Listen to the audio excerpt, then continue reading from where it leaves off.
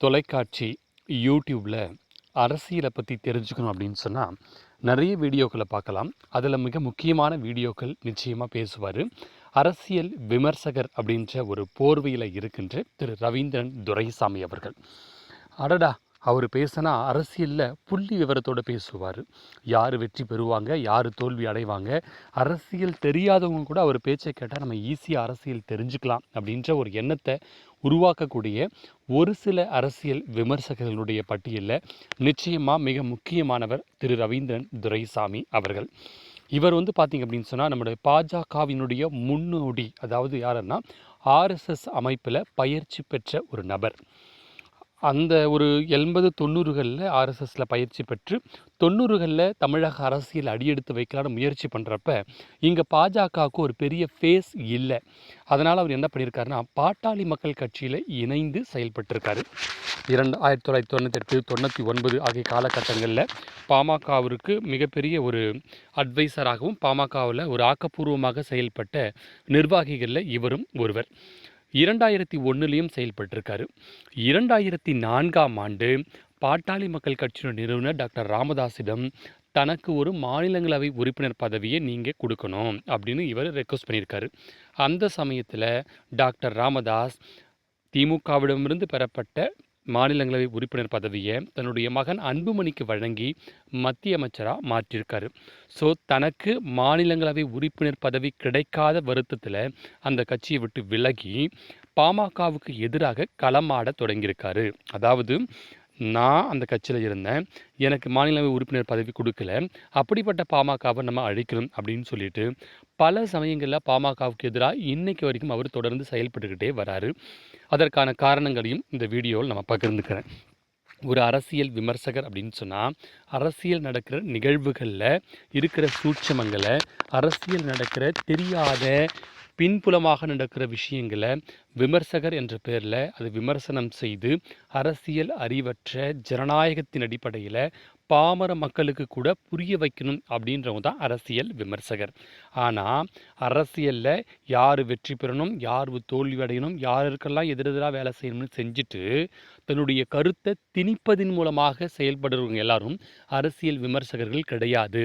அதனால் திரு ரவீந்திரன் துரைசாமி அவர்கள் அரசியல் விமர்சகர் கிடையாது. அரசியல் விமர்சனம் செய்வதற்கு தகுதியில்லாத ஒரு மனிதர். இவருடைய பிடித்த இயக்கங்கள் அப்படின்னு சொல்லிட்டு நீங்கள் பார்த்தீங்க அப்படின்னு சொன்னால் தேசிய அளவில் காங்கிரஸ் இவருக்கு பிடிக்காது, பாரதிய ஜனதா கட்சி ரொம்ப ரொம்ப ரொம்ப ரொம்ப இவருக்கு பிடிக்கும். அதே மாதிரி மாநில அளவில் இவருக்கு அதிமுக பிடிக்காது, ஆனால் திமுக ரொம்ப ரொம்ப ரொம்ப பிடிக்கும்.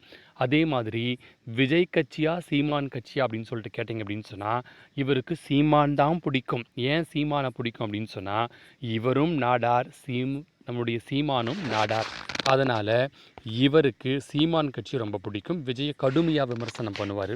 பாமகவா, விசிகாவா, தேமுதிகவா அப்படின்னு கேட்டால் தேமுதிகவை ரொம்ப பிடிக்கும், விசிகாவை கொஞ்சம் லைட்டாக பிடிக்கும், பாமகவை சுத்தமாக பிடிக்காது. இப்படி ஒரு வித்தியாசமான ஒரு டேஸ்ட்டு. இவ்வளோ என்னடா இப்படிலாம் ஒரு டேஸ்ட்டாக அப்படின்னு கேட்குற மாதிரி ஒவ்வொருத்தவங்களையும் இப்படி தான் அவர் விமர்சனம் பண்ணுவார். இந்த மாதிரி தான் அவருடைய காலத்தை அரசியல் விமர்சகர் அப்படின்ற ஒரு போர்வையில் தன்னுடைய காலத்தை ஓட்டிக்கிட்டு கருத்து திணிப்பாளராக தொடர்ந்து அவர் செயல்பட்டுட்டு வராரு. இதையெல்லாம் கடந்தும் இவர் சமீபத்தில் விஜயெல்லாம் ஒரு ஆளா, அவர் முதல்ல ஆப்பிள் வேறு ஆரஞ்சு வேறு அப்படின்னு பேசுவார். சீமான் பாருங்கள் 8% ஓட்டை வாங்கிட்டார், அடுத்தது 12% ஆக்க போகிறார் அப்படின்னு பில்டப் கொடுப்பாரு. ஆனால் சீமான் 8இல் பாதி 4 கூட பெற முடியவில்லை, 3.9 தான் பெற்றிருக்கிறார். சீமானுக்காக கப்பம் கட்டியவர் இவர் அப்படின்னு அவர் யோசிக்கணும். அதே மாதிரி 40% மேல் திமுக மிகப்பெரிய வெற்றியை பெறும், 40% ஓட்டு வங்கியை வாங்கும் அப்படின்னு சொன்னவர் 30%க்குள் சுருக்கி விட்டார் திரு விஜய் அவர்கள் அப்படின்றதையும் நம்ம பார்க்குறோம். அடுத்தது இவர் பாஜகவுக்காக ரொம்பவும் வேலை செய்யக்கூடிய ஒரு அரசியல் கருத்து திணிப்பாளர் அப்படின்ற முறையில் அண்ணாமலை முதலமைச்சர் வேட்பாளர் 2026, பாமகவில் சௌமியாவுக்கு ஒரு எம்பி சீட்டை கொடுத்து அது மூலிமா ஒரு மத்திய அமைச்சர் சீட்டையும் கொடுப்பாங்க. அதனால் இவங்களை தக்க வச்சுக்கிட்டு 2026 அண்ணாமலை தான் முதலமைச்சர் வேட்பாளர்னு கடந்த 2 வருடங்களாக பேசினவர் அதே பாஜக எடப்பாடி பழனிசாமி தலைமையில் சென்ற பிறகு வாயை மூடிக்கொண்டார். இதையெல்லாம் கடந்தும் இவர் நிறைய பொய் பேசுவதிலும் தன்னுடைய கருத்தை பொய்யான கருத்தை திணிப்பதிலும் மும்புறமாக செயல்படக்கூடிய ஒரு மனிதர் அப்படின்னு நம்ம சொல்லலாம். சீமானுக்காக ரஜினியை போய் பேசுகிறதும், இன்றைக்கி விஜய் வெற்றி பெற்ற பிறகு வாயடைத்து போயிருக்காரு அப்படின்னா இவங்க யாரும் கள நிலவரத்தை பேசுகிறதே கிடையாது. மக்களினுடைய ஆதரவை பற்றி பேசுகிறதே கிடையாது. மக்களுக்கு எதிராக தன்னுடைய கருத்தை மக்களுக்கிடையே திணிக்கும் செயலை தான் இந்த மாதிரியான நபர்கள் செஞ்சிட்ருக்காங்க. இன்னும் தெளிவாக சொல்லணும் அப்படின்னு சொன்னால் 2021 அதிமுக பாமக கூட்டணிக்காக அதிமுக வழங்கிய வன்னியர்களுக்கு 10.5 இடஒதுக்கீடை கடுமையாக விமர்சனம் பண்ணார். 20% இடஒதுக்கீடில் வன்னியர்களுக்கு 10.5 கொடுத்துட்டா மீதி 9.5 60 சாதி இருக்கே, அவங்க பாதிக்கப்பட மாட்டாங்களா, அவங்களுக்கு மட்டும் கொஞ்சமாக கொடுக்குறீங்களே, இது என்ன அநியாயம் அப்படின்னு கொந்தளித்து பேசியவர் தான் இந்த ரவீந்திரன் துரைசாமி. ஆனால் அந்த 20% இடஒதுக்கீடுக்காக 21 வன்னியர்கள் தன்னுடைய உயிர் தியாகம் செஞ்சிருக்காரு அப்படின்றத மறந்துட்டார். அந்த 60 சாதியை விட வன்னியர்கள் 3 மடங்கு அதிகமானவர் என்ற எண்ணமே இல்லாதவராக பேசுகிறார். இவர் வன்னியர்களுக்கு எதிராக தொடர்ந்து பேசக்கூடியவர். வன்னியர்களுக்கு எதிராக நாயுடு சாதியான தேமுதிகவை வளர்த்து விடக்கூடியவர். இந்த மாதிரி அரசியலில் பல சூழ்ச்சிகளை இவர் செஞ்சுருக்காரு. 2009 நாடாளுமன்ற தேர்தலில் தன்னுடைய மு கருணாநிதி அவர்களை தனிப்பட்ட முறையில் சந்தித்து, ராமதாஸை இந்த டைம் உங்கள் கூட்டணியில் சேர்க்காதீங்க, இவரை நீங்கள் அப்படியே வெளியே அனுப்பிட்டீங்கன்னா இவர் அதிமுக கூட போய் சேருவார், விஜயகாந்த் தனித்து நிற்பார், அதிமுகவும் பாமகவும் எல்லா தொகுதியில் அவுட் ஆகும், விஜயகாந்த் ஓட்டை கலைப்பார், நீங்கள் ஜெயிச்சிடலாம் அப்படின்றத நான் தான் பண்ண அப்படின்னு பல பேட்டிகளில் ஒரு அரசியல் விமர்சகர் என்ற பேர்வையில் சகுனி வேலையை பார்த்ததை அசிங்கமே இல்லாமல் வெளிப்படுத்துவார். 2019 ஜெயலலிதா கருணாநிதி மரணத்துக்கு அப்புறம் பாமக திமுக கூட்டணி சேர விடாமல் நீங்கள் இடதுசாரிகளை மதிமுகவை விசிகாவை சேர்த்துக்குங்க, வன்னியர் ஓட்டு இல்லாமலே நீங்கள் ஜெயிச்சிடலாம், அதனால் பாமகவை இனிமேல் எழுந்து நிற்கக்கூட முடியாமல் நம்ம பண்ணிடலாம் அப்படின்னு, இதை நான் தான் பண்ணேன் அப்படின்னு வெக்கமே இல்லாமல் அரசியல் விமர்சகர் என்ற போர்வையில் அரசியலுடைய சகுனித்தனத்தை பேசக்கூடிய, சாதி வெறி பிடித்த, தனக்கு மாநிலங்களவை உறுப்பினர் பதவி கிடைக்கல அப்படின்றதுக்காக, வன்னியருக்காக எடப்பாடி அவர்கள் இடஒதுக்கீடு கொடுத்தாருன்றதுக்காக இப்படி கேவலமான செயலை செய்யக்கூடிய, அரசியல் விமர்சனத்தை செய்யறதுக்கு தகுதியே இல்லாத பொய்யான கருத்தை, புகட்டான கருத்தை சீமானுக்கு முட்டு கொடுக்கறதுலையும், ஸ்டாலினுக்கு முட்டு கொடுக்கறதுலையும், பாஜகவுக்கு முட்டு கொடுக்கறதுலையும் இந்த மாதிரியான தொழிலை தொடர்ந்து செஞ்சிட்டே வருவார்.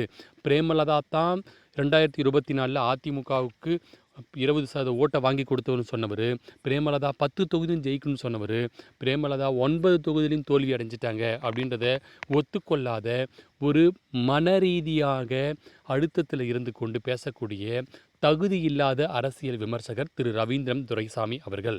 உண்மையை சொல்லணும் அப்படின்னு சொன்னால் ரவீந்திரன் துரைசாமியால் மக்கள் அரசியல் அறிவை பெற்றார்கள் அப்படின்னு நம்ம சொல்லணும்னா நிச்சயமாக கிடையாது.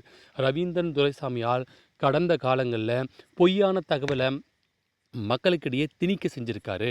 அதனால் ரவீந்திரன் துரைசாமி அரசியல் விமர்சகர் கிடையாது, அரசியல் சகுனி. அரசியலில் பொய்யான கருத்துக்களை திணிப்பதில் மும்பரமானவர். அதனால் அரசியல் விமர்சகர் அப்படின்ற போர்வையில் தயவு செய்து தமிழக ஊடகங்களும் யூடியூப் சேனல்களும் ரவீந்திரன் துரைசாமியை பிம்பத்தை மிக பெரிதாக பயன்படுத்தாதீர்கள். ரவீந்திரன் துரைசாமி மக்களுக்கு எதிரானவர், ஜனநாயகத்துக்கு எதிரானவர், மக்களின் கருத்திற்கு எதிர்வினையாற்றக்கூடியவர் என்பதை அழுத்தம் திருத்தமாக இந்த வீடியோவில் நான் உங்களிடம் சொல்கிறேன்.